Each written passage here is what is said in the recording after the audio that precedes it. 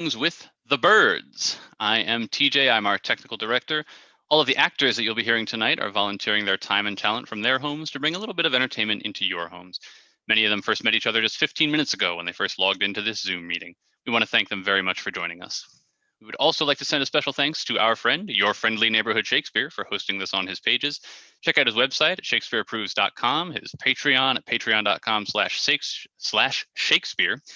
We're looking forward to his September production with the social distancing players, The Tempest, a 3-hour tour.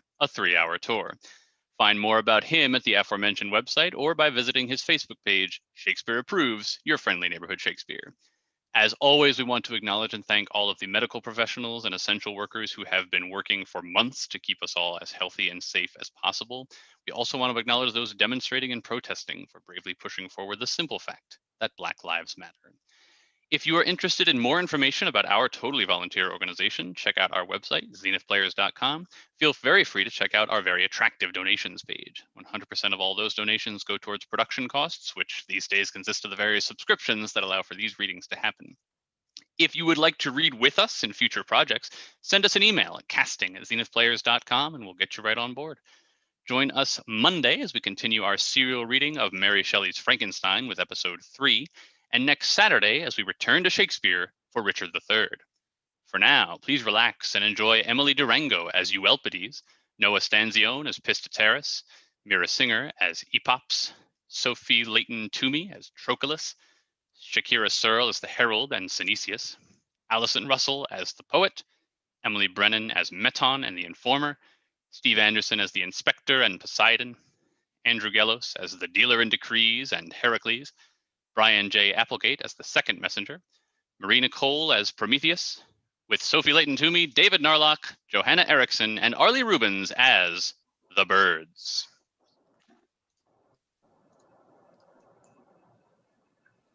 Do you think I should walk straight for yon tree? Cursed beast, what are you croaking to me? To retrace my steps? Why, you wretch, we are wandering at random. We are exerting ourselves only to return to the same spot. 'Tis labour's lost. It's to think that I should trust to this crow, which has made me cover more than 1,000 furlongs. And I, this jay, which has torn every nail from my fingers. Only I knew where we were. Could you find your country again from here? And no, I feel quite sure I could not, any more than Castides could find his. Oh, dear. Oh, dear. Aye, my friend, 'tis indeed the road of oh dears we are following. That Philocrates, the bird seller, played us a scurvy trick when he pretended these two guides could help us find Tereus, the epops, who is a bird without being born of one.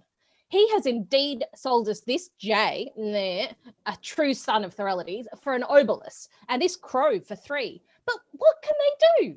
Why, nothing whatever but bite and scratch. What's the matter with you then? Do you keep opening your beak, huh? Do you want us to fling ourselves headlong down into these rocks? There's no road that way. Not even the vestige of a track in any direction. And what does the crow say about the road to follow? By Zeus, it no longer croaks the same thing it did. Ugh. And which way does it tell us to go now? It says that by dint of gnawing, it will devour my fingers. Ugh. What misfortune is ours? We strain every nerve to get to the birds, do everything that we can to that end, and we cannot find our way. Yes, spectators, our madness is quite different from that of Sacchus. He is not a citizen and would feign to be one at any cost. We, on the contrary, born of an honourable tribe and family and living in the midst of our fellow citizens, we have fled from our country as hard as ever we could go. 'Tis not that we hate it. We recognise it to be great and rich, likewise that everyone has the right to ruin himself. But the crickets only chirrup among the fig trees for a month or 2, whereas the Athenians spend their whole lives chanting forth judgments from their law courts. This is why we've started off with a basket, a stew pot, and some myrtle boughs, and have come to seek a quiet country in which to settle. We are going to Tereus, the epops, to learn from him whether in his aerial flights he has noticed some town of this kind. Here, look. What's the matter? Why, the crow's been pointing me to something up there for some time now. Yeah, and the jay is also opening its beak and craning its neck to show me I know not what. Clearly there are some birds about here. We shall soon know if we kick up a noise to start them. You know what to do? Knock your leg against this rock. And your head to double the noise. Well, then use a stone instead. Take one and hammer with it. Ah, good idea. Oh, within! Slave! Slave! What's that, friend? You say slave to summon epops? It would be better to shout epops, epops. Oh, well then, epops! Must I knock again? Epops! Who's there? Who calls my master? Ah, Apollo the Deliverer. What an enormous beak. Good God. They be bird catchers. The mere sight of him petrifies me with terror. What a horrible monster. Woe to you! But we are not men. What are you then? I am the feeling, an African bird. You talk nonsense. Well, then just ask it for my feet. And of this other one, what bird is it? I am a cackling from the land of the pheasants. But you yourself, in the name of the gods, what animal are you? Why, I'm a slave bird. Why have you been conquered by a cock? No. But when my master was turned into a peewit, he begged me become a bird too, to follow and to serve him. Does a bird need a servant? There's no doubt because he was a man. At Yeah. times he wants to eat a dish of loaf from Paralim. I seize my dish and fly to fetch him some. Again, he wants some pea soup. I seize the ladle from the pot and run to get it. Then truly a running bird. Come, Chocolates, do us the kindness to call your master. Why, he was just falling asleep after a feed of myrtle berries and a few cobs. Never mind. Wake him up. I am certain he will be angry. However, I will wake him to please you. You cursed brute. Why, I'm almost dead with terror. Oh my God. Was sheer fear that made me lose my jay? Ah, you great coward. Were you so frightened that you let go your jay? And you did not lose your crow when you fell sprawling on the ground. Pray tell me that. No. Where is it then? It has flown away. Then you did not let it go. Oh, you brave fellow. Open the forest that I may go out. By Heracles, what a creature! What plumage! What means this triple crest? Who wants me? The 12 great gods have used you ill, meseems. Are you chaffing me about my feathers? I have been a man, strangers. 'Tis not you we are jeering at. At what then? Why, 'tis your beak that looks so odd to us. This is how Sophocles outraged me in his tragedies. No, I once was Tiresias. You were Tiresias, and what are you now? A bird or a peacock? I am a bird. Then where are your feathers? For I don't see them. They have fallen off. Through illness? No, all birds molt their feathers, you know, every winter, and others grow in their place. But tell me, who are you? We are mortals. From what country? From the land of the beautiful galleys. Are you die-casts? Oh, no, if anything, we are anti-diecasts. Is that kind of seed sown among you? You have to look hard to find even a little in our fields. What brings you here? We wish to pay you a visit. What for? Because you formerly were a man, like we are.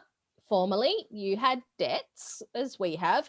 Formerly, you did not want to pay them, like ourselves. Furthermore, being turned into a bird, you have, when flying, seen all lands and seas. Thus, you have all human knowledge, as well as that of birds. And hence, We have come to you to beg you to direct us to some cozy town in which one can repose as if on thick coverlets. And are you looking for a greater city than Athens? Oh, no, not a greater, but one more pleasant to dwell in. Then you are looking for an aristocratic country. Oh, hi! No, not at all. I hold the son Asclepius in horror. But after all, what sort of city would please you best? A place where the following would be the most important business transacted. Some friend would come knocking at the door quite early in the morning, saying, "By Olympian Zeus, be at my house early as soon as you have bathed and bring the children too. I am giving a nuptial feast, so don't fail, or else don't cross my threshold when I am in distress." Ah, that's what may be called being fond of hardships. And what say you? My tastes are similar. And they are? I want a town where the father of a handsome lad will stop in the street and say to me reproachfully, as if I had failed him, "Ah, this is well done, still Bonates. You met my son coming from the bath after the gymnasium, and you neither spoke to him, nor embraced him, nor took him with you, nor ever once twitched his parts. Would anyone call you an old friend of mine?" Ah, wag, I see you are fond of suffering. But there is a city of delight, such as you want. 'Tis on the Red Sea. Oh, no, not a seaport, where some fine morning the Salaminian galley can appear, bringing a writ server along. Have you no Greek town you could propose to us? Why not choose Leprium and Elis for your settlement? Ugh, by Zeus, I could not look at Leprium without disgust because of Melanthius. Then again, there is the Apuntian where you could live. Oh, I would not be a Puntian for a talent. But come, what is it like to live with the birds? You should know pretty well. Why, 'tis not a disagreeable life. In the first place, one has no purse. That does away with much roguery. For food, the gardens yield us white sesame, myrtle berries, poppies, and mint. Why, 'tis the life of the newlywed indeed. I'm beginning to see a great plan which will transfer the supreme power to the birds, if you will but take my advice. Take your advice? In what way? In what way? Well, firstly, do not fly in all directions with open beak. It is not dignified. Among us, when we see a thoughtless man, we ask, "What sort of bird is this?" And Helios answers, "'Tis a man who has no brain. A bird has lost his head, a creature you cannot catch, for it never remains in any one place." By Zeus himself, your jest hits the mark. What then is to be done? Found a city. We birds? But what sort of city should we build? Oh, really, just spoken like a fool. Look down. I am looking. Now look upwards. I am looking. Turn your head round.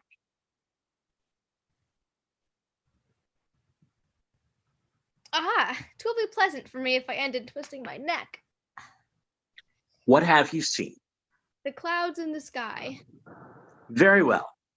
Is not this the pole of the birds, then? How their pole? Or, if you like, their land. And since it turns and passes through the whole universe, it is called pole. If you build and fortify it, you will turn your pole into a fortified city. In this way, you will reign over mankind as you do over the grasshoppers and cause the gods to die of rabid hunger. How so?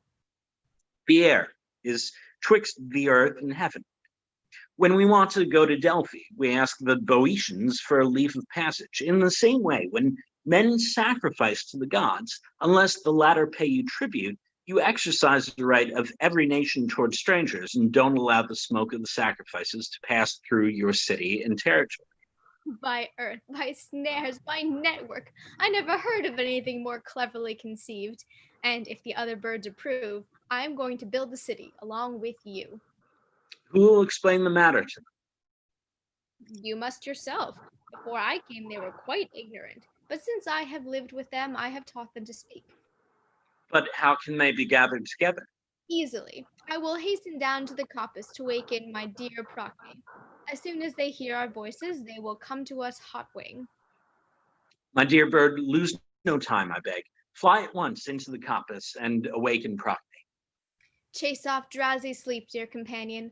Let the sacred hymn gush from thy divine throat in melodious strains. Roll forth in soft cadence your refreshing melodies to bewail the fate of Idas, which has been the cause of so many tears to us both. Your pure notes rise through the thick leaves of the yew tree right up to the throes of Zeus, where Phoebus listens to you. Phoebus with his golden hair and his ivory lyre responds to your plaintive accents. He gathers the choir of the gods from their immortal lips, rushes a sacred chant of blessed voices. Oh, by Zeus, what a throat that little bird possesses. He has filled the whole coppice with honey-sweet melody. Hush! What's the matter? Will you keep silence? What for? Epops is going to sing again. Ipopoi, poi, poi, poi, ipopoi, poi, poi, here, quick, quick, quick, my comrades in the air, all you who pillage the fertile lands of the husbandmen, the numberless tribes who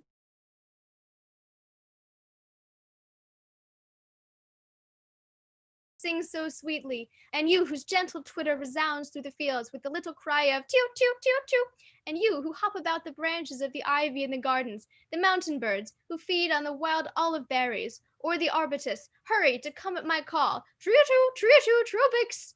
You also, who snap up the sharp stinging gnats in the marshy vales, and you who dwell to the fine plain of Marathon, all damp with dew, and you, the francolin with speckled wings, you too, the halicons who flit over the swelling waves of the sea, come hither to hear the tidings. Let all the tribes of long-necked birds assemble here.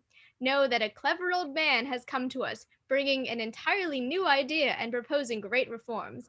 Let all come to the debate here. Turo, tricks, kikibo, tro, licks. Can you see any bird? By Phoebus, no, and yet I'm straining my eyesight to scan the sky. It's not really worth Epop's while to go and bury himself in the thicket like a plover when hatching. Hmm.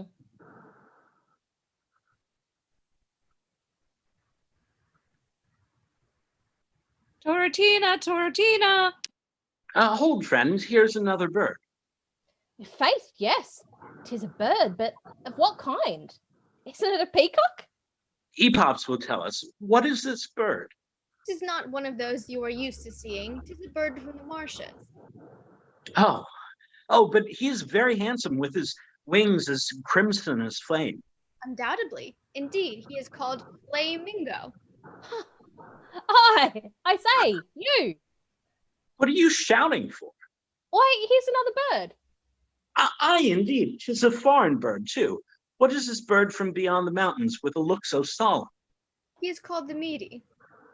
The mead. But by Heracles, how, if a mead, has he flown here without a camel?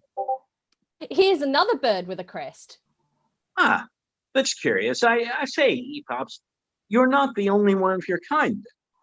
This bird is the son of Philocles, who is the son of Epops. So that, you see, I am his grandfather, just as one might say, Hipponchius, the son of Callias, who is the son of Hipponchius. Ah, then this bird is Callias. Why, what a lot of his feathers he has lost. So that's because he is honest. So the informers set upon him, and the women too pluck out his feathers. By Poseidon, do you see that many-colored bird? What is his name? That one, it is the glutton. Is there another glutton besides Cleonymus? But why, if he is Cleonymus, has he not thrown away his crest? But what is the meaning of all these crests? Have these birds come to contend for the double stadium prize? They are like the Carians, who cling to the crests of their mountains for greater safety. Oh, Poseidon, do you see what swarms of birds are gathering here? Oh, Phoebus, what a cloud. The entrance to the stage is no longer visible, so closely do they fly together. Here's a partridge. Faith, there is the francolin. There's a poacher. Here is the kingfisher. And over yonder. Is the barber. What, a bird, a barber. Why, Sportulus is one. Here comes the owl. And who brings an owl to Athens? Here's a magpie, the turtle dove, the swallow, the horned owl, the buzzard, the pigeon, the falcon, the ringdove, the cuckoo, the redfoot, the redcap, the purple cap, the kestrel, the diver, the ouzel, the osprey, the woodpecker. Oh, what a lot of birds. What a quantity of blackbirds. Oh, how they scold, how they come rushing up. What a noise, what a noise. Can they be bearing us ill will? Ah, they're opening their beaks and staring at us. Why, so they are. Who is he that called me? Where am I to find him? I have been waiting for you this long while. I never fail in my word to my friends. What good things have you to tell me? Something that concerns our common safety, and that is just as pleasant as it is to the purpose. 2 men who are subtle reasoners have come here to seek me. Where? What? What are you saying? I say 2 old men have come from the abode of men to propose a vast and splendid scheme to us. Oh, 'tis a horrible, unheard of crime. What are you saying? Nay, never let my words scare you. What have you done then? I have welcomed 2 men who wish to live with us. And you have dared to do that? I, and am delighted at having done so. Where are they? In your midst, as I am. We are betrayed. 'Tis sacrilege. Our friend, he who picked up corn seeds in the same plains as ourselves, has violated our ancient laws. He has broken the oaths that bind all birds. He has laid a snare for me. He has handed us over to the attacks of that impious race, which, throughout all time, has never ceased war against us. As for this traitorous bird, we will decide his case later, but the 2 old men shall be punished forthwith. We are going to tear them to pieces. 'Tis all over with us. You are the sole cause of all our trouble. Why did you bring me from down yonder? To have you with me. Oh, say rather to have me melt into tears. Go to, you're talking nonsense.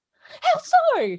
How will you be able to cry when once your eyes are pecked out? You! Forward to the attack! Throw yourselves upon the foe, spill his blood. Take to your wings and surround them on all sides. Well to them! Let us get to work with our beaks. Let us devour them.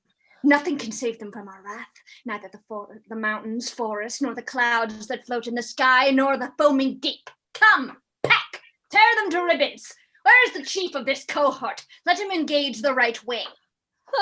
This is the fatal moment. Where shall I fly to?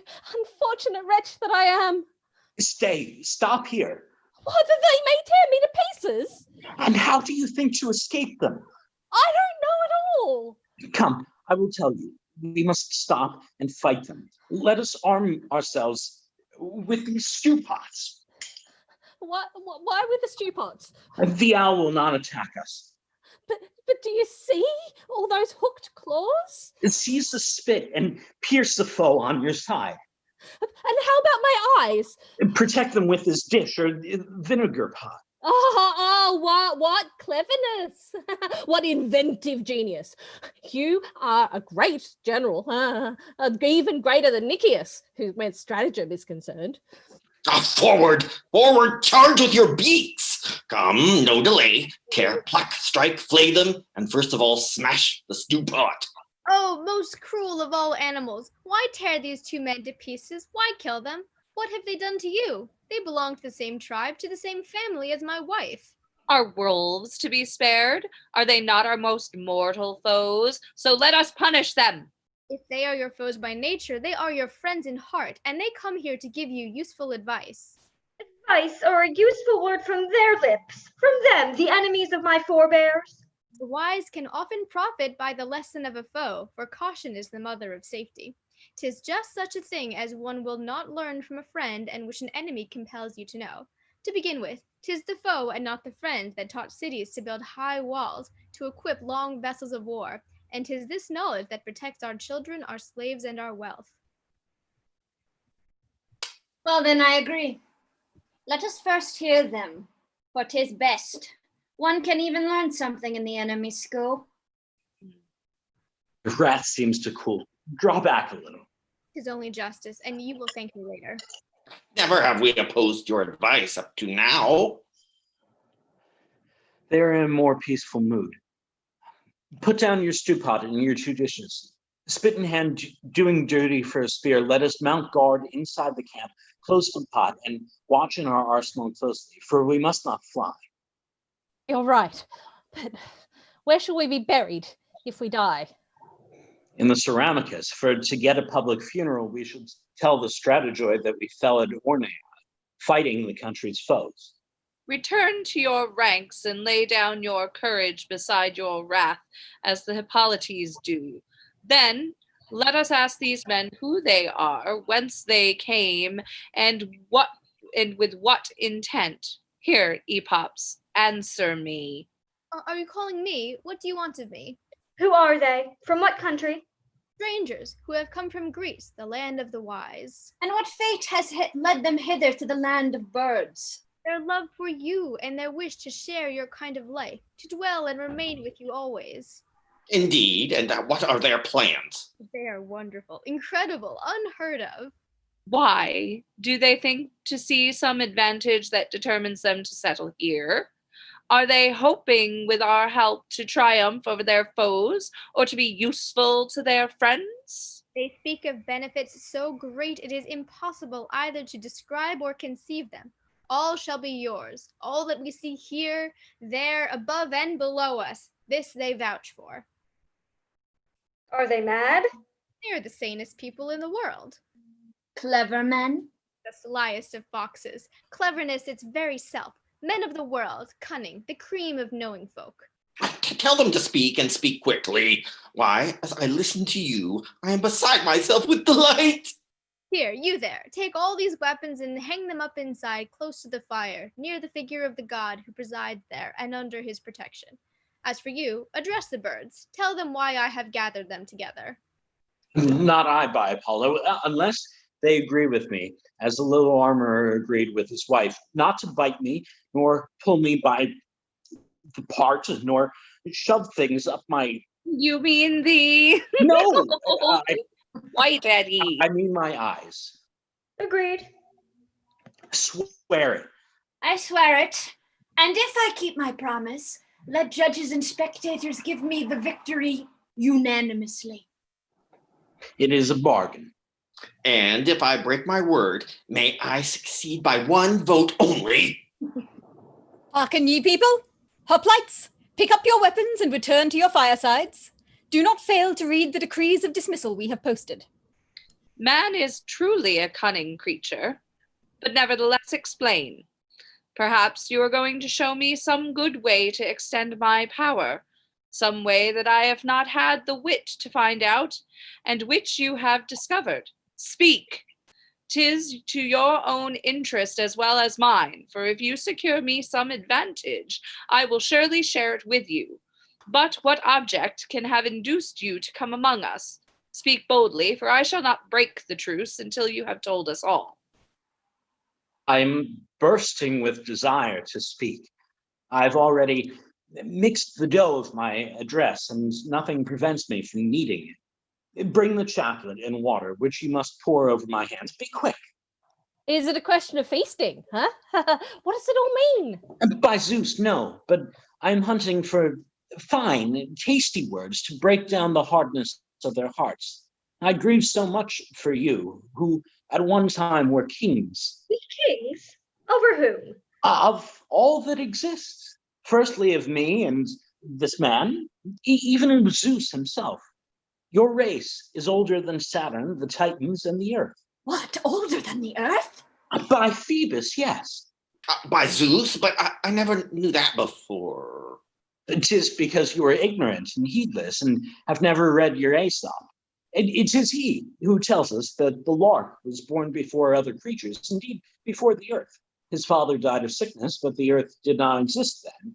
He remained unburied for 5 days when the bird in its dilemma decided, for want of a better place, to entomb its father in its own head. So that the lark's father is buried at Cephalae. Hence, if we existed before the earth, before the gods, the kingship belongs to us by right of priority. Undoubtedly, but sharpen your beak well. Zeus won't be in a hurry to hand over his scepter to the woodpecker. It was not the gods, but the birds who were formerly the masters and kings over men. Of this, I have 1,000 proofs. First of all, I will point you to the cock, who governed the Persians before all other monarchs before Darius and Megabusus. 'Tis in memory of his reign that he is called the Persian bird. For this reason, also, even today, he alone of all the birds wears his tiara straight on his head, like the great king. He was so strong, so great, so feared that even now, on account of his ancient power, everyone jumps out of bed as soon as he crows at daybreak. Blacksmiths, potters, tanners, shoemakers, bathmen, corn dealers, lyre makers, and armorers all put on their shoes and go to work before it is daylight. I can tell you something about that. 'Twas the cock's fault that I lost a splendid tunic of Phrygian wool. I was at a feast in town given to celebrate the birth of a child. I had drunk pretty freely and had just fallen asleep when a cock, I suppose in a greater hurry than the rest, began to crow. I thought it was dawn and set out for Alamos. I had hardly got beyond the walls when a footpad struck me in the back with his bludgeon. Down I went, and I wanted to shout, but he had already made off with my mantle. Formerly, also, the kite was ruler and king over the Greeks. The Greeks? And when he was king, 'twas he who first taught them to fall on their knees before the kites. By Zeus! 'Tis what I did myself one day on seeing a kite. But at the moment I was on my knees, kneeling backwards with mouth agape, I bolted an obelisk and was forced to carry my bag home empty. The cuckoo was king of Egypt and of the whole of Phoenicia. When he called out cuckoo, all the Phoenicians hurried to the fields to reap their wheat and their barley. Hence, no doubt, the proverb, cuckoo, cuckoo, go to the fields, ye circumcised. So powerful were the birds that the kings of Grecian cities, Agamemnon, Menelaus, for instance, carried a bird on the tip of their scepters who had his share of all presents. That I didn't know, and was much astonished when I saw Priam come up on the stage in the tragedies with a bird, which kept watching Lysicrades to see if he got any present. But the strongest proof of all is that Zeus, who now reigns, is represented as standing with an eagle on his head as a symbol of his royalty. His daughter has an owl, and Phoebus, as his servant, has a hawk. By Demeter, 'tis well spoken.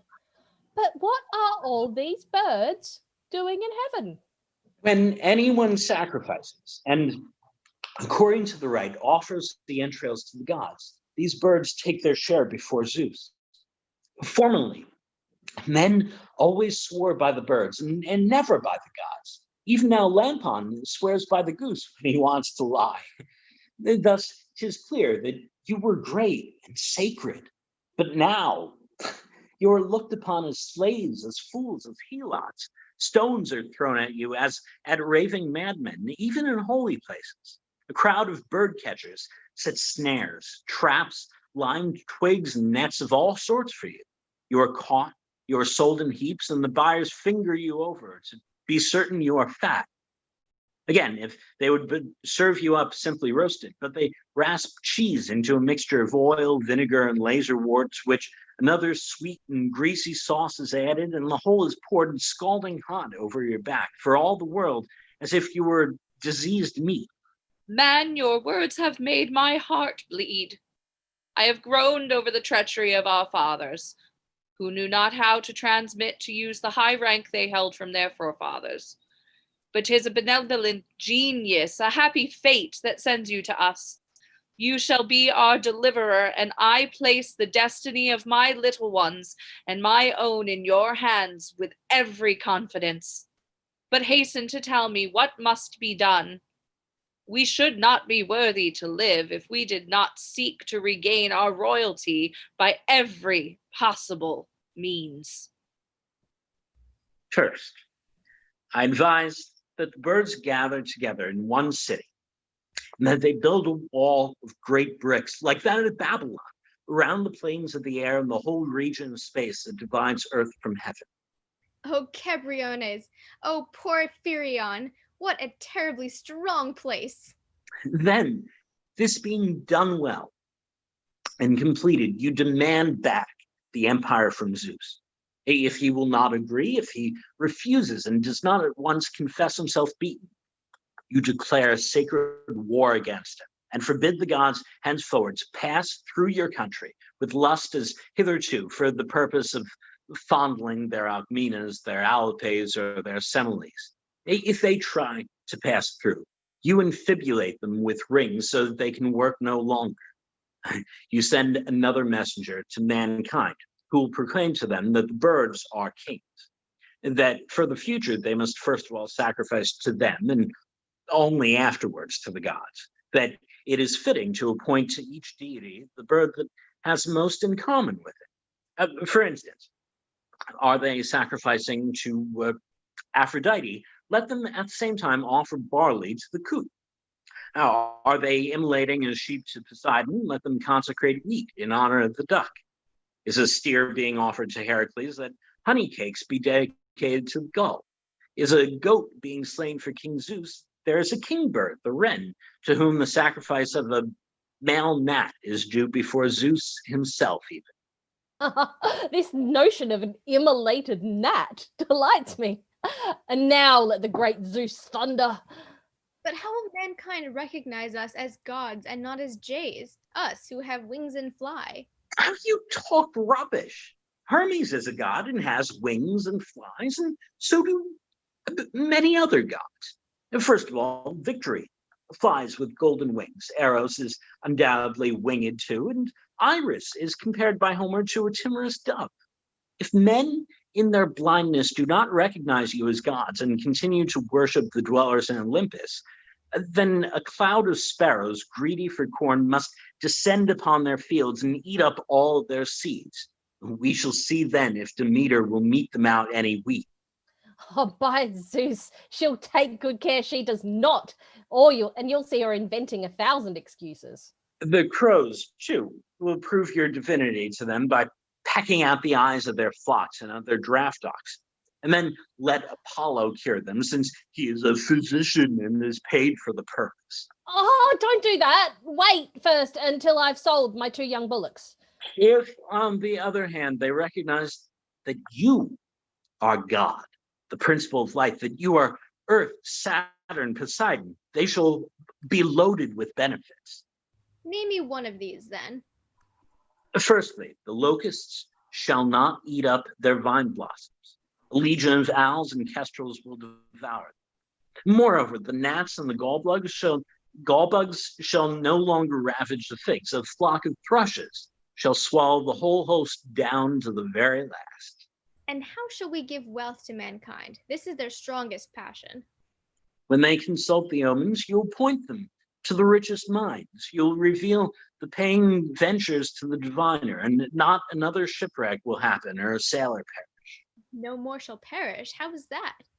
When the auguries are examined before starting on a voyage, some bird will not fail to say, "Don't start, there will be a storm," or else, "Go, you will make a most profitable venture."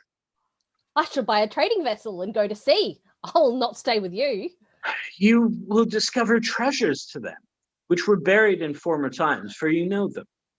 Do not all men say, "None knows where my treasure lies, unless perchance it be some bird"? I shall sell my boat and buy a spade to unearth the vessels. And how are we to give them health, which belongs to the gods? If they are happy, is not that the chief thing towards health?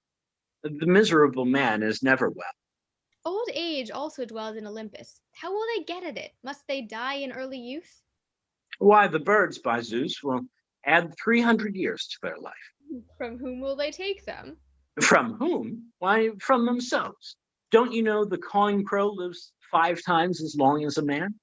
These are far better kings for us than Zeus. Far better, are they not? And firstly, we shall not have to build them temples of hewn stone, closed with gates of gold. They will dwell amongst the bushes and in the thickets of green oak. The most venerated of birds will have no other temple than the foliage of the olive tree.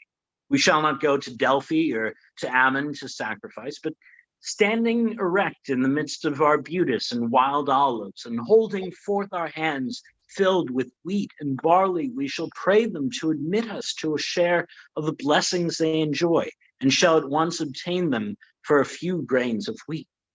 Old man whom I detested, You are now to me the dearest of all. Never shall I, if I can help it, fail to follow your advice. Inspired by your words, I threaten my rivals, the gods, and I swear that if you march an alliance with me against the gods and are faithful to our just, loyal, and sacred bond, we shall soon have shattered their scepter. This our part to undertake the toil, 'tis yours to advise. By Zeus, 'tis no longer the time to delay and loiter like Nicias. Let us act as promptly as possible. In the first place, come, enter my nest built of brushwood and blades of straw, and tell me your names. That is soon done. My name is Pistateris. And his? Euelpides, of the deme of Threa. Good, and good luck to you. We accept the omen. Come in here. Very well. 'Tis you who lead us and must introduce us. Come then. Oh, my God. Did you come back here? Hi, tell us how we are to follow you. You can fly, but we cannot. Well, well. Remember Aesop's fables. It is told there that the fox fared very ill because he had made an alliance with the eagle. Be at ease. You shall eat a certain root, and wings will grow on your shoulders. Then let us enter. Xanthias and Manes pick up our baggage. Hi, epops. Do you hear me? What's the matter? Take them off to dine well and call your mate, the melodious Procne, whose songs are worthy of the muses. She will delight our leisure moments. Oh, I conjure you, accede to their wish, for this delightful bird will leave her rushes at the sound of your voice. For the sake of the gods, let her come here so that we may contemplate the nightingale. Let it be as you desire. Come forth, Procne, show yourself to these strangers.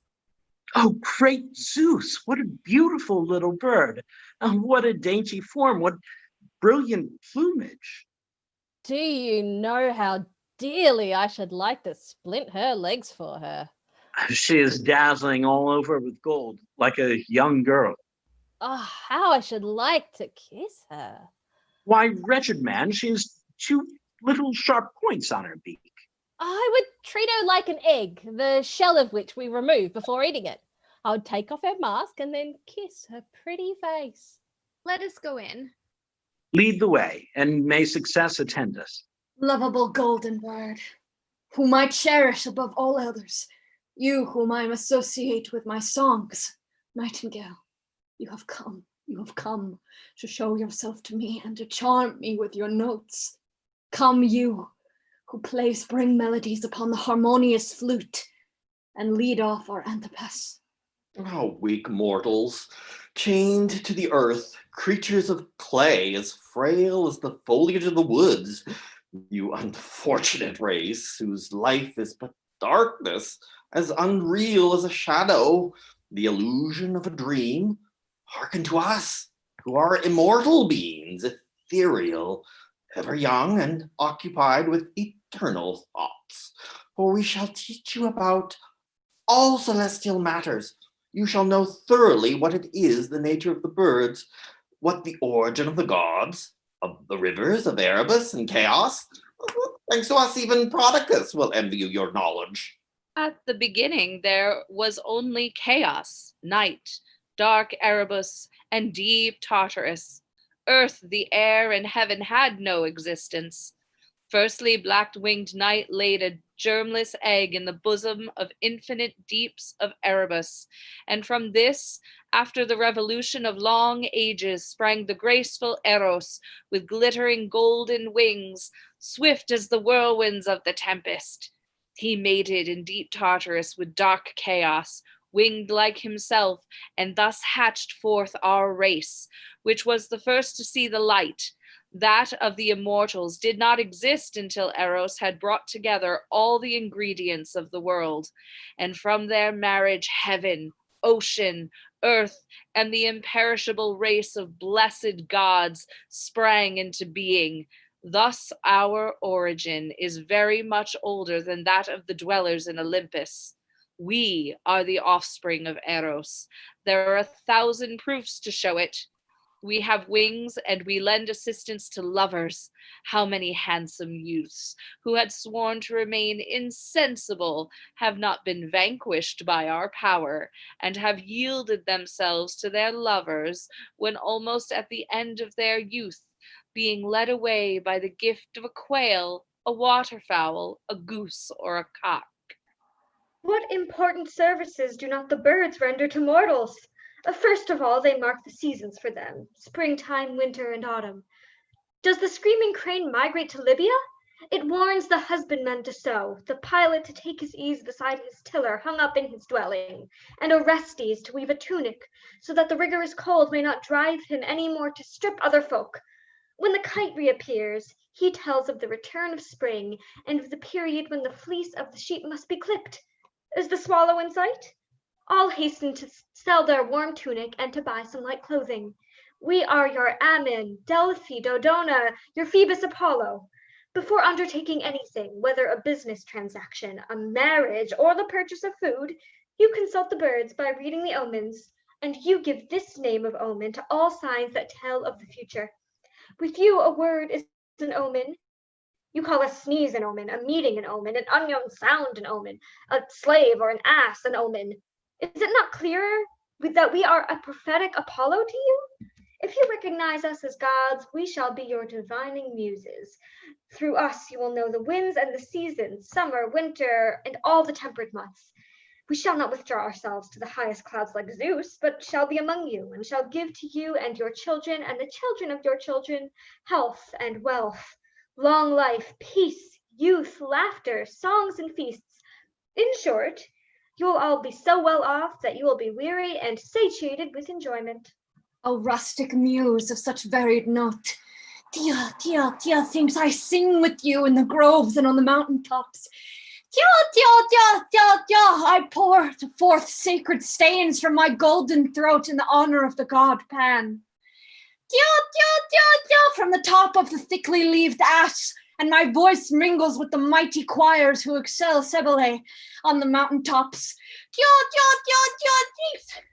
'tis our concerts that Pheronicus comes to pillage like the bee of the ambrosia of his songs, the sweetness which so charms the ear. Jinx! If there be one of you spectators who wishes to spend the rest of his life quietly among the birds, let him come to us. All that is disgraceful and forbidden by law on earth is, on the contrary, honorable among us, the birds. For instance, among you, 'tis a crime to beat your father, but with us, 'tis an estimable deed. It's considered fine to run straight at your father and hit him, saying, "Come, lift your spur if you want to fight." The runaway slave, whom you brand, is only a spotted francolin with us. Are you Phrygian, like Spintors? Among us, you would be the Phrygian bird, the goldfinch of the race of Philemon. Are you a slave and a carrion like Exocestes? Among us, you can create yourself forefathers. You can always find relations. Does the son of Pythias want to betray the gates of the city to the foe? Oh, let him become a partridge, the fitting offspring of his father. Among us, there is no shame in escaping as cleverly as a partridge. So the swans on the banks of the Hebrus, tonics, mingle their voice to serenade Apollo. Tinks, flapping their wings, while tinks. Their notes reach beyond the clouds of heaven. All the dwellers in the forest stand still with astonishment and delight. A calm rests upon the waters, and the graces and the choirs in Olympus catch up the strain. Tinks. There is nothing more useful nor more pleasant than to have wings. To begin with, just let us suppose a spectator to be dying with hunger and to be weary of the choruses of the tragic poets. If he were winged, he would fly off, go home to dine, and come back with his stomach filled. Some Patroclides in urgent need would not have to soil his cloak, but could fly off, satisfy his requirements, and having recovered his breath, return. If one of you, it matters not who, had adulterous relations and saw the husband of his mistress in the seats of the senators, he might stretch his wings, fly thither, and, having appeased his craving, resumed his place. Is it not the most priceless gift of all to be winged? Look at Dithripides. His wings were only wickerwork ones, and yet he got himself chosen by Phylarch. And then Hipparch. From being nobody, he has risen to the famous. 'Tis now the finest gilded cock of his tribe.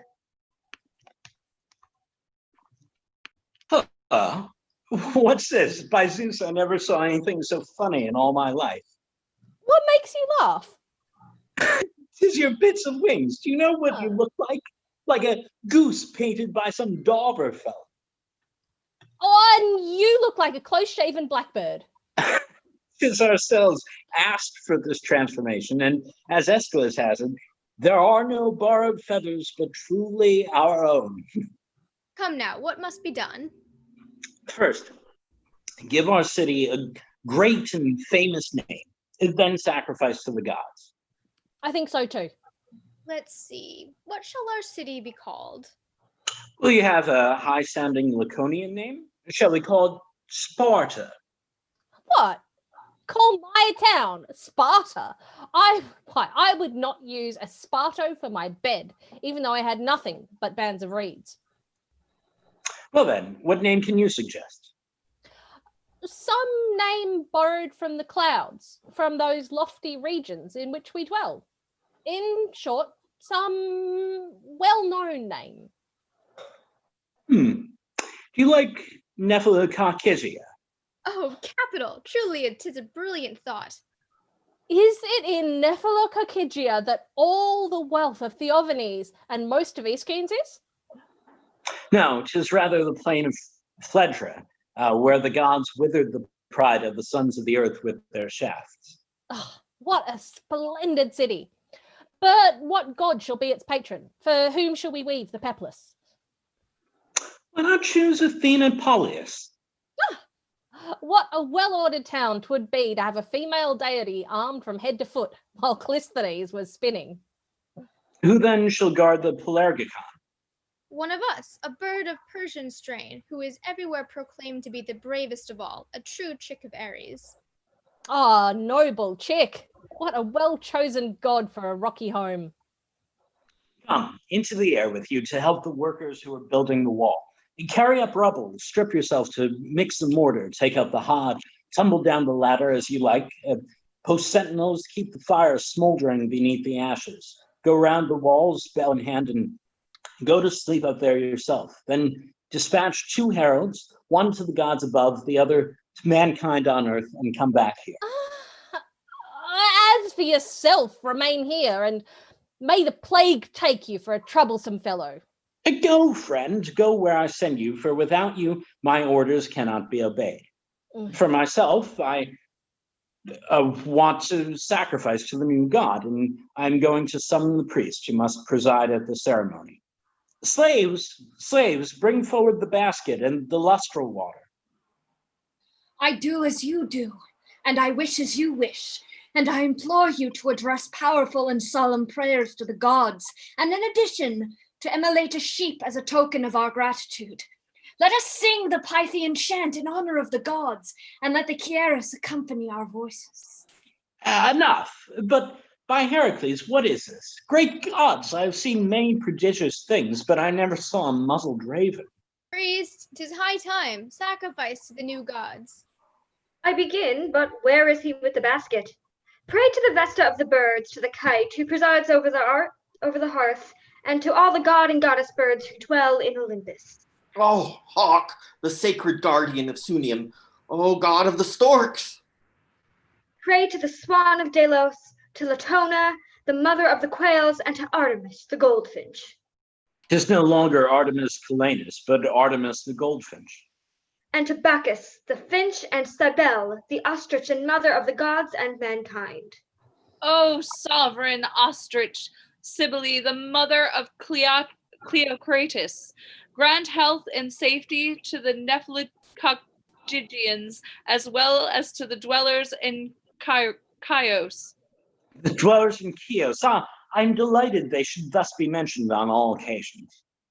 To the heroes, the birds, To the sons of heroes, the porphyrion, the pelican, the spoonbill, the redbreast, the grouse, the peacock, the horned owl, the teal, the bittern, the heron, the stormy petrel, the fig petter, the titmouse, the... Stop! You drive me crazy with your endless list. Why, wretch, to what sacred feast are you inviting the vultures and the sea eagles? Don't you see that a single kite could easily carry off a lot at once? Begone, you and your fillets and all. I shall know how to complete the sacrifice by myself. It is imperative that I sing another sacred chant for the rite of the lustral water, and that I invoke the immortals, or at least one of them, provided always that you have some suitable food to offer him. From what I see here in the shape of gifts, there is not whatever but horn and hair. Let us address our sacrifices and our prayers to the winged gods. Oh, muse, celebrate happy Nephilodocockgia in your hymns. What have we here? Where did you come from? Tell me, who are you? I am she whose language is sweeter than honey, the zealous slave of the muses, as Homer has it. You, a slave, and yet you wear your hair long. No, but the fact is, all we poets are assiduous slaves of the muses, according to Homer. In truth, your little cloak is quite holy too, through zeal. But, poet, what ill wind drove you here? I have composed verses in honor of your Nephilodocockgia, a host of splendid dithyrambs and Parthenians, worth of Simonides himself. And when did you compose them? How long since? Oh, it is long, very long. I have sung in honor of this city. But I'm only celebrating its foundation with this sacrifice. I have only just named it, as is done with little babies. Just as the charges fly with the spirit of wind, so does the voice of the muses take its flight. O Kyrio, noble founder of the town of Aetna, thou whose name recalls the holy sacrifices, make us such gifts as thy generous heart shall suggest. He will drive us silly if we do not get rid of him by some present. Here, you who have the fur as well as your tunic, take it off and give it to this clever poet. Come, take this fur. You look to me to be shivering with cold. My muse will gladly accept this gift, but engrave these verses of Pindar's on your mind. Oh, what a pest! 'Tis impossible then to be rid of him. Stratton wanders among the Scythian nomads, has no linen garment. He is sad at only wearing an animal's pelt and no tunic. Do you conceive my bent? I understand that you want me to offer you a tunic. Hi, you. Take off yours. We must help the poet. Come, you take it and be gone. I am going, and these are the verses that I address to the city. Phoebus of the golden throne, celebrate the shivery, freezing city. I have traveled through fruitful and snow-covered plains. Tra-la-la, tra-la-la. What are you chanting us about frosts? Thanks to the tunic, you no longer fear them. Ah, by Zeus, I could not have believed this cursed fellow could so soon have learnt the way to our city. Come, priest, take the lustral water and encircle the altar. Let all keep silence. Let not the goat be sacrificed. Who are you? Who am I? A prophet. Get you gone.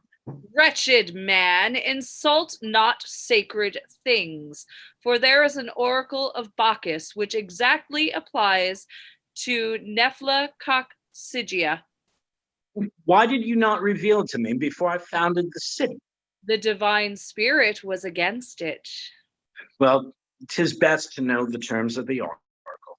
But when the wolves and the white crows shall dwell together between Corinth and Sicyon, but how do Corinthians concern me? 'Tis the regions of the air that Bacchus indicated in this manner.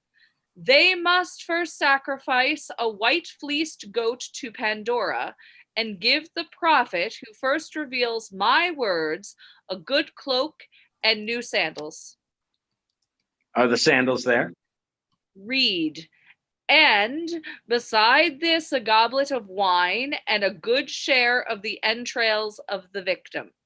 Of the entrails, is it so written? Read. If you do as I command, divine youth, you shall be an eagle among the clouds. If not, you shall be neither turtle dove, nor eagle, nor woodpecker. Is all that there? Read. This oracle is in no sort of way resembles the one Apollo dictated to me.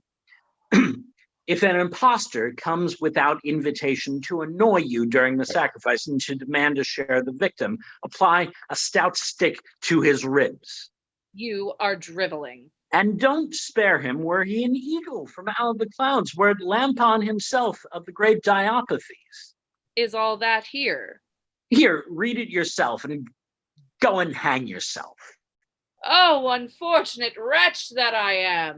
Away with you and take your prophecies elsewhere. I have come to you. Yet another pest. What have you come to do? Huh? What's your plan? What's your purpose on your journey? Why these splendid buskins? I want to survey the plains of the air for you and to parcel them into lots. In the name of the gods, who are you? Who am I? Meta, known throughout Greece and Colonus. What are these things? Tools for measuring the air. In truth, the spaces in the air have precisely the form of a furnace. With this bent ruler, I draw a line from top to bottom. For one of its points, I describe a circle with the compass. Do you understand? Not the very least. With the straight ruler, I set to work to inscribe a square within this circle. In its center will be the marketplace, into which all the straight streets will lead, converging to the center like a star, which although only orbicular, sends forth its rays in a straight line from all sides. Meton, you knew Thales. What do you want with me? I want to give you a proof of my friendship. Use your legs. Why? What have I to fear? 'Tis the same here as in Sparta. Strangers are driven away and blows rains down thick as hail. Is there sedition in your city? No, certainly not. What's wrong then? We are agreed to sweep all quacks and impostors far from our borders. Then I'm off. Well, I fear 'tis too late. The thunder growls already. Oh, whoa. I warned you. Now be off and do your surveying somewhere else. Where are the Proxeni? Who is this Sardanapalus? I have been appointed by lot to come to the city as inspector. An inspector? And who sends you here, you rascal? A decree of Tellius. Will you just pocket your salary, do nothing, and be off? Faith that I will. I urgently need to be at Athens to attend the assembly, for I'm charged with the interests of Pharnaces. Take it then and be off. See, here is your salary. What does this mean? It is the assembly where you have to defend Pharnaces. You shall testify that they dare to strike me, the inspector. Are you not going to clear out with their urns? 'Tis not to be believed. They send us inspectors before we have so much as paid sacrifice to the gods. If the Nephelococcygian does wrong to the Athenian... Now, whatever are these cursed parchments? I am a dealer in decrees, and I have come here to sell you the new laws. Which? The Nephelococcygians shall adopt the same weights, measures, and decrees as the Olophyxians. And you shall soon be imitating the Autoxians. Hello? What are you doing? Now, will you be off with your decree, for I'm going to let you see some severe ones. I summon Fisterius for the month of Menician. Ha! My friend, are you still there? Should anyone drive away the magistrates and not receive them according to the decree duly posted... What, rascal, you were there too? Woe to you! I'll have you condemned for a fine of 10,000 drachmae. And I'll smash your urns. Do you recall that evening when you stooled against the column where the decrees are posted? Here, let him be seized. Well, don't you want to stop any longer? Let us get indoors as quick as possible. We will sacrifice the goat inside.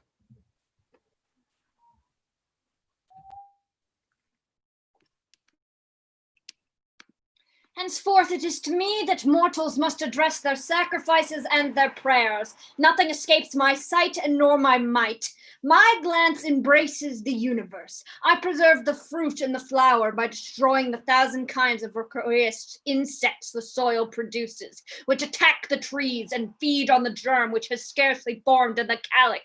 I destroy those who ravage the balmy terrace gardens like a deadly plague. All these gnawing, crawling creatures perish beneath the lash of my wing. I hear it proclaimed everywhere. A talent for him that shall kill Dioralus of Malos, and a talent for him who destroys one of the dead tyrants. We are likewise wish to make our proclamation, a talent to him amongst you who shall kill Philocrates, the Struthian. For if he brings him to us alive, for this, Philocrates skewers the flinches together and sells them at the rate of obolus for 7. He tortures the thrushes by blowing them out, so that he may look bigger, sticks their own feathers into the nostrils of a blackbird, and collects pigeons, which he shuts up and forces them, fastened in a net to decoy others. That is what we wish to proclaim. And if anyone is keeping birds shut up in his yard, let him hasten to let them loose. Those who disobey shall be seized by the birds, and we shall put them in chains, so that there may decoy other men. Oh, happy indeed is the race of winged birds who need no cloak in winter. Neither do I fear the relentless rays of the fiery dog days, when the divine grasshopper, intoxicated with the sunlight, when noon is burning the ground, is breaking out into shrill melody. My home is beneath the foliage in the flowery meadows. I winter in deep caverns, where I frolic with the mountain nymphs, while in spring I despoil the gardens of the graces and gather the white virgin berry on the myrtle bushes. I want now to speak to the judges about the prize they are going to award. If they are favorable to us, we will load them with benefits far greater than those Paris received. Firstly, owls of Laurium, which every judge desires above all things, shall never be wanting to you. You shall see them humming with you, building their nests in your money bags and laying coins. Besides, you shall be housed like the gods, for we shall erect gables over your dwellings. If you hold some public post and want to do a little pilfering, we will give you the sharp claws of a hawk. Are you dining in town? We will provide you with crops. But if your ward is against us, don't fail to have metal covers fashioned for yourselves, like those they place over statues. Else look out, for the day you wear a white tunic, all the birds will soil it with their droppings. Birds, the sacrifice is propitious, but I see no messenger coming from the wall to tell us what is happening. Ah, here comes one running himself out of breath as though he were running the Olympic Stadium. Where is he? Where is he? Where is he? Where is Pistheterus, our leader? Here am I. The wall is finished. That's good news. 'Tis a most beautiful, most magnificent work of art. The wall is so broad that Proxenides, the Pergartian, and Theogenes could all pass each other in their chariots, even if they were drawn as steeds as big as the Trojan horse. 'Tis wonderful. Its length is 100 stadia. I measured it myself. Decent length by Poseidon. And who built such a wall? Birds only. They had neither Egyptian brick master, no stone mason, nor carpenter.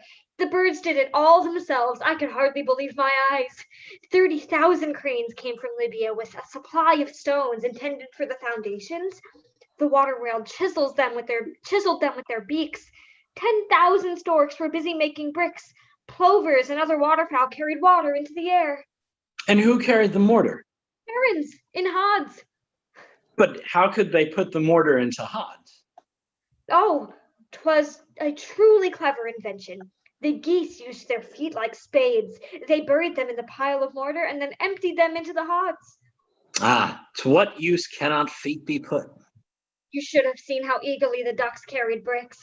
To complete the tale, the swallows came flying to the work, their beaks full of mortar and their trowel on their back, just the way little children are carried. Who would want paid servants after this? But tell me, who did the woodwork? Birds again, and clever carpenters too. The pelicans, for they squared up the gates with their beaks in such a fashion that one would have thought they were using axes. The noise was just like a dockyard. Now the whole wall is tight everywhere, securely bolted and well guarded. It is patrolled, bell in hand. The sentinels stand everywhere and beacons burn on the towers. But I must run off to clean myself. The rest is your business. Well, what do you say to it? Are you not astonished at the wall being completed so quickly? By the gods, yes, and with good reason. 'Tis really not to be believed. But here comes another messenger from the wall to bring us some further news. What a fighting look he has. Oh. What's the matter? A horrible outrage has occurred. A god sent by Zeus has passed through our gates and has penetrated the realms of the air without the knowledge of the Jays, who are on guard in the daytime. 'Tis an unworthy and criminal deed. What god was it? We don't know that. All we know is that he has got wings. Why were not guards sent against him at once? We have dispatched 30,000 hooks of the Legion of Mounted Archers. All the hooked-clawed birds are moving against him. The kestrel, the buzzard, the vulture, the great horned owl. They cleave the air so that it resounds with the flapping of their wings. They are looking everywhere for the god, who cannot be far away. Indeed, if I mistake not, he is coming from yonder side. All arm themselves with slings and bows. In this way, all our soldiers shoot and strike. Someone give me a sling. War! A terrible war is breaking out between us and the gods. Come, let each one guard air, the son of Erebus, which the clouds float. Take care no immortal enters it without your knowledge. Scan all sides with your heart, with your glance. Hark! Methinks I can hear the rustle of the swift wings from a god from heaven. Hi, you woman, where are you flying to? Oh, halt, don't stir. And keep motionless, not a beat of your wing. Who are you and from what country? You must say whence you come. Come from the abode of the Olympian gods. What's your name, ship or cap? I am Swift Iris. Paralus or Salminia? What do you mean? Let a buzzard rush at her and seize her. Seize me? But what do all these insults mean? Oh, woe to you. 'Tis incomprehensible. By which gate did you pass through the wall, wretched woman? Which gate? Why, great gods, I don't know. You hear how she holds us in derision. Did you present yourself to the officers in command of the Jays? You don't answer. Have you a permit bearing the seal of the storks? Am I awake? Did you get one? Are you mad? No headbird gave you a safe conduct. A safe conduct to me? You poor fool. Ah, and so you slipped into the city on the sly and into these realms of airland that don't belong to you. And what other roads can the gods travel? By Zeus, I know nothing about that, not I. But they won't pass this way, and you still dare to complain. Why, if you were treated according to your deserts, no Iris would evermore have justly suffered death. I am immortal. You would have died nevertheless. Oh, 'twould be truly intolerable. What, should the universe obey us and the gods alone continue their insolence and not understand that they must submit to the law of the strongest in their due turn? But tell me, where are you flying to? I, the messenger of Zeus to mankind, I am going to tell them to sacrifice sheep and oxen on the altars and to fill their streets with the rich smoke of burning fat. Of which gods are you speaking? Of which? Why, of ourselves, the gods of heaven. You? Gods? Are there others then? Men now adore the birds as gods, and 'tis to them, by Zeus, that they must offer sacrifices, and not to Zeus at all. Oh, fool, fool! Rouse not the wrath of the gods, for 'tis terrible indeed. Armed with the brand of Zeus, justice would annihilate your race. The lightning would strike you as it did Licymnius and consume both your body and the porticos of your palace. Hey, that's enough talk. Just you listen and keep quiet. Do you take me for Lydian or Phrygian and think to frighten me with your big words? Know that if Zeus worries me again, I shall go at the head of my eagles, who are armed with lightning, and reduce his dwelling and that of Amphion to cinders. I shall send more than 600 Porphyrions clothed in leopard skins up to heaven against him, and formerly a single Porphyrion gave him enough to do. As for you, his messenger, if you annoy me, I shall begin by stretching your legs asunder, and so conduct myself, Iris though you be, that despite my age, you will be astonished. I will show you something that will make you 3 times over. Oh, may you perish, you wretch, you and your infamous words. So won't you be off quickly? Come, stretch your wings or look out for squalls. Oh. If my father does not punish you for your insults. But just you be off elsewhere to roast younger folk than us with your lightning. Oh, we forbid the gods, son of Zeus, to pass through our city, and the mortals to send them the smoke of their sacrifice by this road. 'Tis odd that the messenger we sent to the mortals has never returned. Oh, blessed Pistheterus! Very wise, very illustrious, very gracious, thrice happy, very. Come, prompt me, somebody do. Get to your story. All peoples are filled with admiration for your wisdom, and they award you this golden crown. I accept it, but tell me, why do the people admire me? Oh, you, who have founded so illustrious a city in the air, you know not in what esteem men hold you, and how many there are who burn with desire to dwell in it. Before your city was built, all men had a mania for Sparta. Long hair and fasting were held in honor. Men went dirty like Socrates and carried staves. Now it is all changed. Firstly, as soon as 'tis dawn, they all spring out of bed together to go and seek their food, the same as you do. Then they fly off towards the notices, and finally devour the decrees. The bird madness is so clear that many actually bear the names of birds. There is a halting victualler who styles himself the partridge.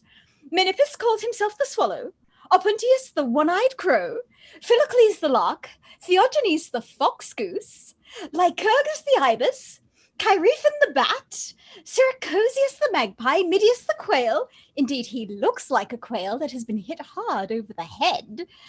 Out of love for the birds, they repeat all the songs which concern the swallow, the teal, the goose, or the pigeon. In each verse you see wings, or at all events a few feathers. That is what's happening down there. Finally, there are more than 10,000 folk who are coming here from Earth to ask you for feathers and hooked claws. So mind you supply yourself with wings for the immigrants. Now, by Zeus, it is not the time for idling. Go as quick as possible and fill every hamper, every basket you can find with wings. Manus will bring them to me outside the walls, where I will welcome those who present themselves. This town will soon be inhabited by a crowd of men. If fortune favors us. Folk are more and more delighted with it. Come, hurry up and bring them along. Will not man find here everything that can please him? Wisdom, love, the divine graces, the sweet face of gentle peace? Oh, you lazy servant, won't you hurry yourself? Let a basket of wings be brought speedily. Come, beat him as I do, and put some life into him. He is lazy as an ass. Aye, Manes is a great craven. Begin by putting this heap of wings in order. Divide them in 3 parts according to the birds from whom they came. The singing, the prophetic, and the aquatic birds. Then you must take care to distribute them to the men according to their character. Oh, by the Castros, I can keep my hands off you no longer. You are too slow and lazy altogether. Oh, I but become an eagle who soars in the skies. Oh, might I fly above the azure waves of the barren sea. Ha! 'Twould seem the news was true. I hear someone coming who talks of wings. Nothing is more charming than to fly. I burn with desire to live under the same laws as the birds. I am bird mad and fly towards you, for I want to live with you and to obey your laws. Which laws? The birds have many laws. All of them, but the one that pleases me most is that among the birds it is considered a fine thing to peck and strangle one's father. Aye, by Zeus, according to us, he who dares to strike his father while still a chick is a brave fellow.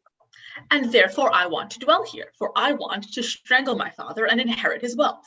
But we also have an ancient law written in the Code of the Storks, which runs thus. When the stork father has reared his young and has taught them to fly, the young must in turn support the father. 'Tis hardly worthwhile coming all this distance to be compelled to keep my father.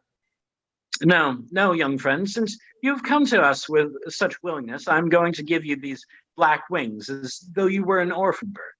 Furthermore, some good advice that I received myself in infancy. Don't strike your father, but take these wings in one hand and these spurs in the other. Imagine you have a cock's crest on your head and go and mount guard and fight. Live on your pay and respect your father's life. You're a gallant fellow. Very well then, fly to Thrace and fight. By Bacchus, 'tis well spoken. I will follow your counsel. 'Tis acting wisely, by Zeus. On my light pinions I soar off to Olympus in its capricious flight. My muse flutters along the 1,000 paths of poetry in turn. This is a fellow will need a whole shipload of wings. And being fearless and vigorous, it is seeking fresh outlet. Welcome, Synesius, you limewood man. Why have you come here twisting your game leg in circles? I want to become a bird, a tuneful nightingale. Enough of that sort of ditty. Tell me what you want. Give me wings and I will fly into the topmost airs to gather fresh songs in the clouds, in the midst of the vapors and the fleecy snow. Gather songs in the clouds. 'Tis on them the whole of our latter-day art depends. The most brilliant dithyrambs are those that flap their wings in void space and are clothed in mist and dense obscurity. To appreciate this, just listen. Oh, no. No, by Hermes, but indeed you shall. I shall travel through thine ethereal empire like a winged bird who cleaveth space with his long neck. Stop. As Easy, I all soar right. over the seas, carried by the breath of the wind. By Zeus, I'll cut your breath short. Rushing along the tracks of Notus, now nearing Mars across the infinite wastes of the ether. Oh man, that's a pretty and clever idea, truly. What, are you not delighted to be cleaving the air? Treat a dithyrambic poet for whom the tribes dispute with each other in this style. Will you stay with us and form a chorus of winged birds as slender as Laotrophes for the Cacropid tribe? You are making a game of me, 'tis clear. But know that I shall never leave you in peace if I do not have wings therewith to traverse the air. What are these birds with downy feathers who look so pitiable to me? Tell me, oh, swallow with the long dappled wings. Oh, but 'tis a regular invasion that threatens us. Here comes another of them humming along. Swallow with the long dappled wings, once more I summon you. It's his cloak, I believe he's addressing. Faith, it stands in great need of the swallow's return. Where is he who gives out wings to all comers? 'Tis I, but you must tell me for what purpose you want them. Ask no questions. I want wings, and wings I must have. Do you want to fly straight to Pelony? I? Why, I am an accuser of the islands, an informer. Oh, a fine trade, truly. A hatcher of lawsuits. Hence, I have a great need of wings to prowl around the cities and drag them before justice. Would you do this better if you had wings? No, but I should no longer fear the pirates.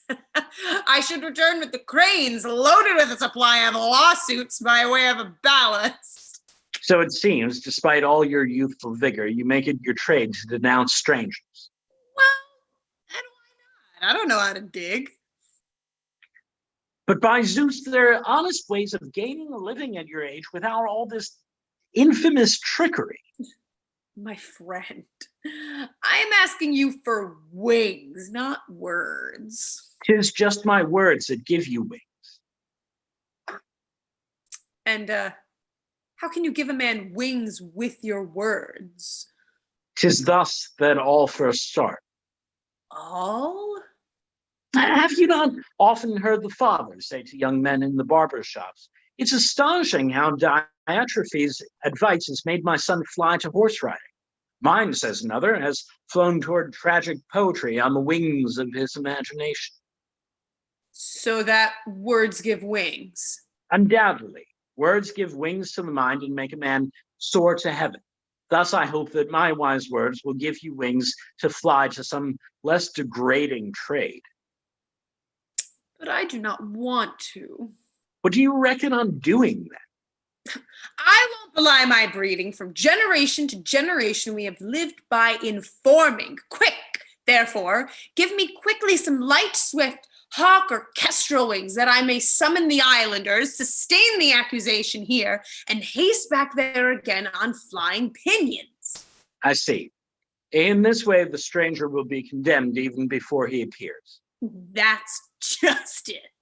And while he is on his way here by sea, you will be flying to the islands to despoil him of his property. You've hit it precisely. I must whirl hither and thither like a perfect humming top. I catch the idea. Wait, in faith, I've got some fine Corsarian wings. How do you like them? Oh, woe is me. Why, 'tis a whip.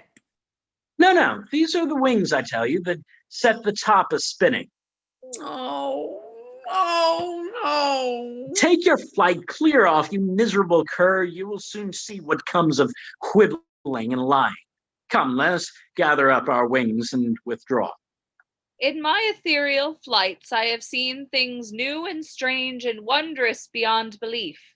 There is a tree called Cleonymus belonging to an unknown species. It has no heart, is good for nothing, and is as tall as it is cowardly. In springtime, it shoots forth calumnies instead of buds, and in autumn it strews the ground with bucklers in place of leaves. Far away in the regions of darkness, where no ray of light ever enters, there is a country where men sit at the table of the heroes and dwell with them always, save always in the evening. Should any mortal meet the hero Orestes at night, he would soon be stripped and covered with blows from head to foot. Ah, by the gods, if only Zeus does not espy me.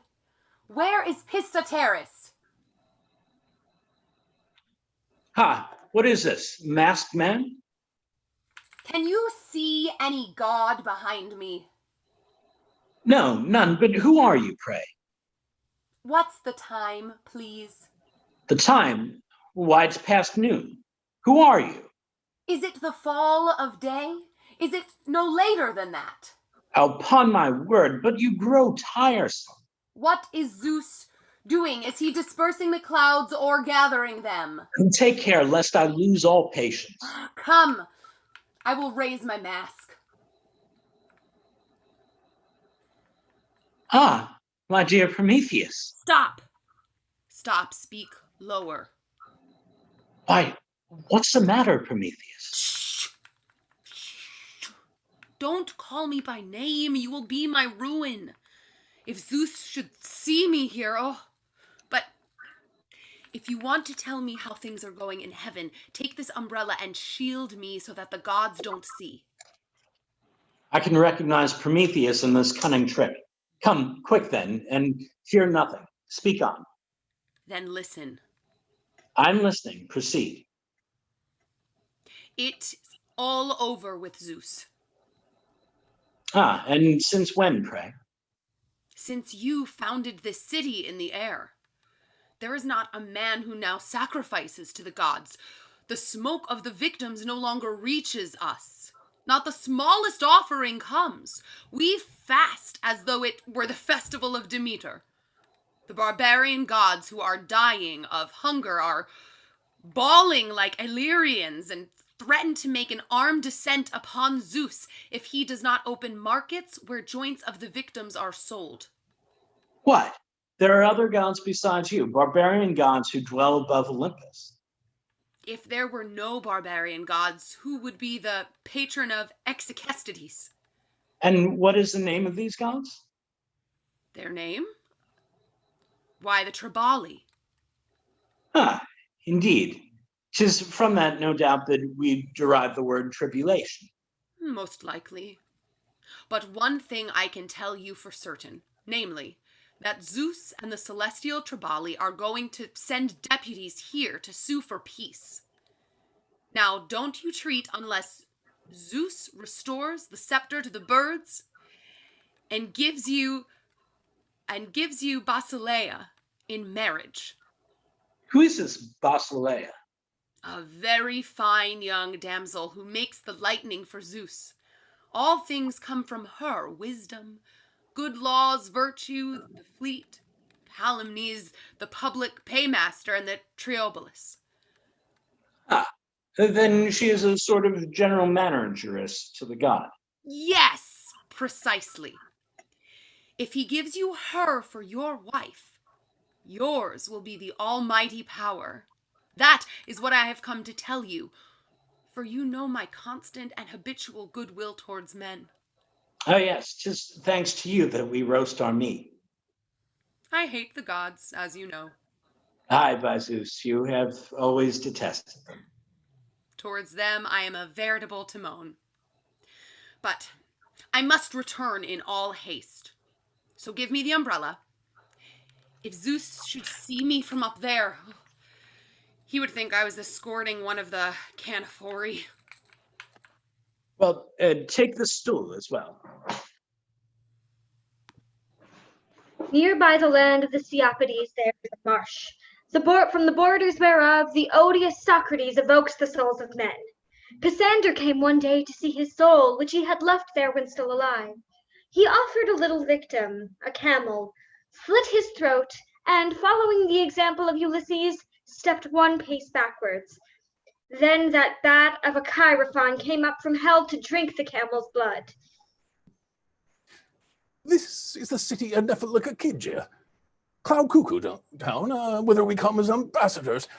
What are you up to? You're throwing your cloak over the left shoulder. Come, fling it quick over the right. Why, pray, does it draggle in that fashion? Have you ulcers to hide like Lesbodius? Oh, democracy, whither, oh, whither are you leading us? Is it possible the gods have chosen such an envoy? Leave me alone. The cursed savage. You are by far the most barbarous of all the gods. Tell me, Heracles, what are we going to do? I have already told you that I want to strangle that fellow who has dared to block us. But my friend, we are envoys of peace. All the more reason why I wish to strangle him. Hand me the cheese grater. Bring me the silphium for sauce. Pass me the cheese and wash the coals. Mortals, we who greet you are three gods. Wait a bit till I've prepared my silphium pickle. What are these meats? These are birds that have been punished with death for attacking the people's friends. And are you seasoning them before answering us? Ah, Heracles, welcome, welcome. What's the matter? The gods have sent us here as ambassadors to treat for peace.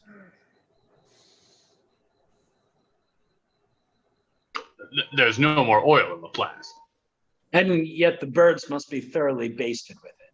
We have no interest to serve in fighting you, as for you, be friends, and we promise that you shall always have rainwater in your pools and the warmest of warm weather. So far as these points go, we are armed with plenary authority. We have never been the aggressors, and even now we are as well disposed for peace as yourselves, provided you agree to one equitable condition, namely that Zeus yield his scepter to the birds. If only this is agreed to, I invite the ambassadors for dinner. That's good enough for me. I vote for peace. You wretch, you are nothing but a fool and a glutton. Do you want to dethrone your own father? What an error! Why, the gods will be much more powerful if the birds govern the earth. At present, the mortals are hidden beneath the clouds, escape your observation, and commit perjury in your name. But if you had the birds for your allies, and a man, after having sworn by the crow and Zeus, should fail to keep his oath, the crow would dive down upon him unawares and pluck out his eye. Well thought of by Poseidon. My notion, too. And you, what's your opinion? The voice of true. Do you see? He also approves. But here another thing in which we can serve you. If a man vows to offer a sacrifice to some god and then procrastinates, pretending that the gods can wait, and thus does not keep his word, we shall punish his stinginess. And how? While he is counting his money or is in the bath, a kite will relieve him before he knows it, either in coin or in clothes, of the value of a couple of sheep, and carry it to the god. I vote for restoring them the scepter. Ask the Tribalian. Hey, Tribalian, do you want a thrashing? He says right willingly. That be the opinion of both of you, I consent to. Very well. We accord the scepter. I was nearly forgetting another condition. I will leave Hera to Zeus, but only if the young Basileia is given me in marriage. Then you don't want peace. Let us withdraw. It matters mighty little to me. Cook, look to the gravy. What an odd fellow this Poseidon is. Where are you off to?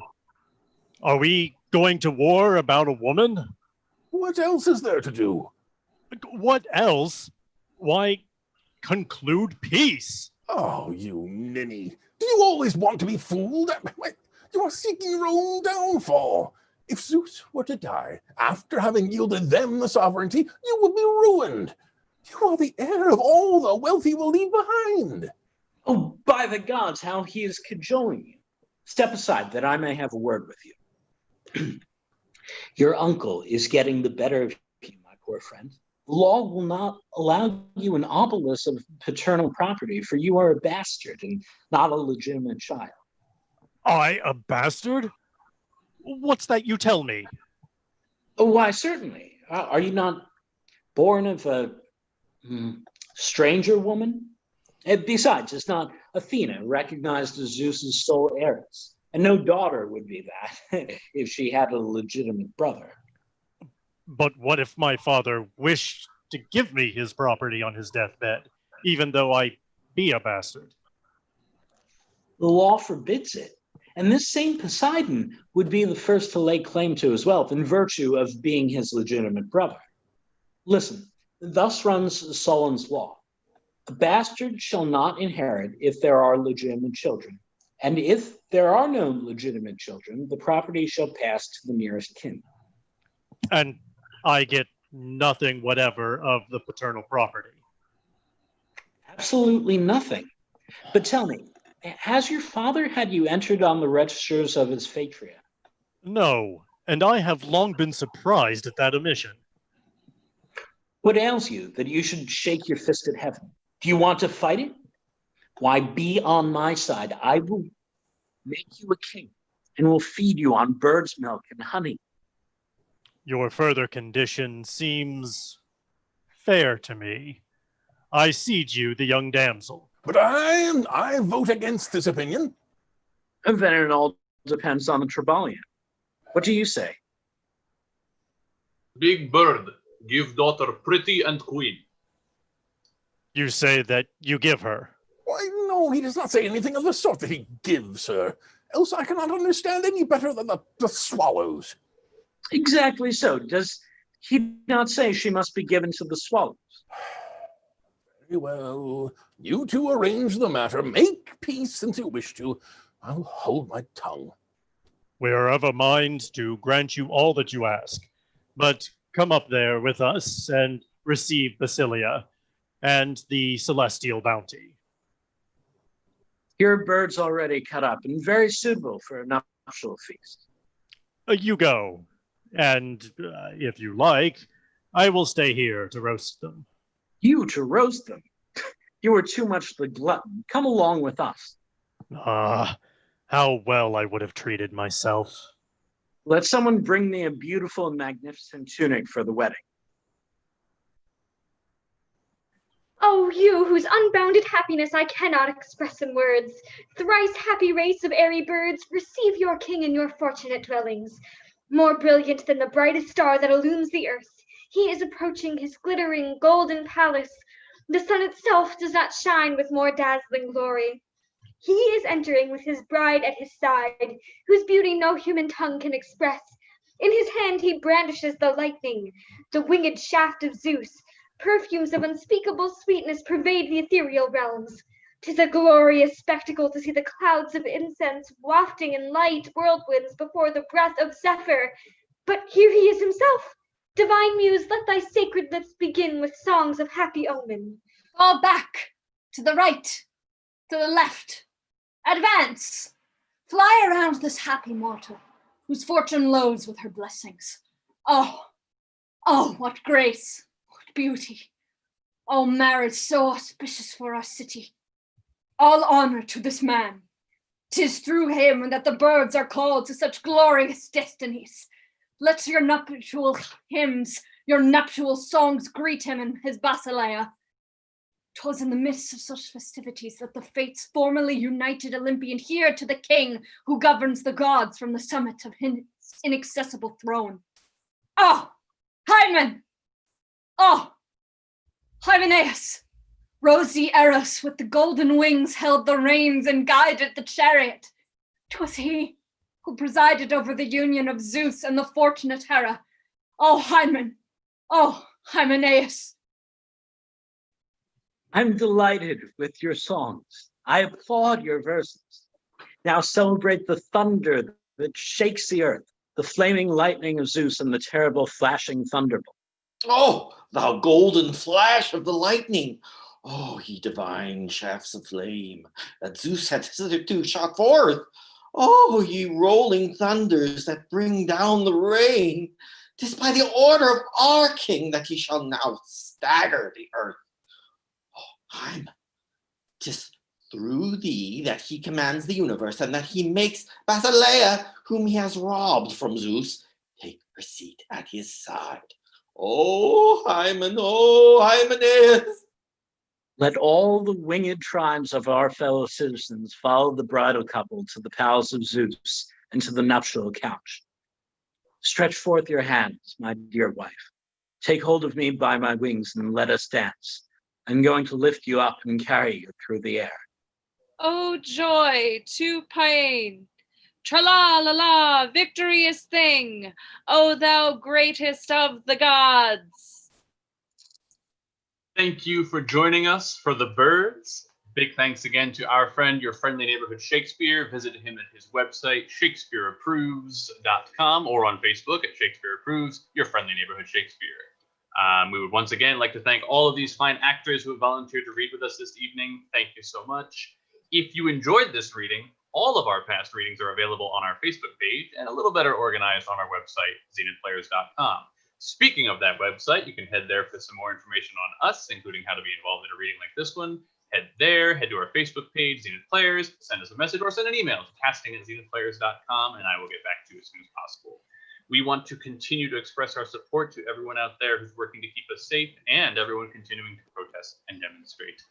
Please join us Monday for episode 3 of Mary Shelley's Frankenstein, and next Saturday as we return to Shakespeare with Richard III. Thank you, and good night.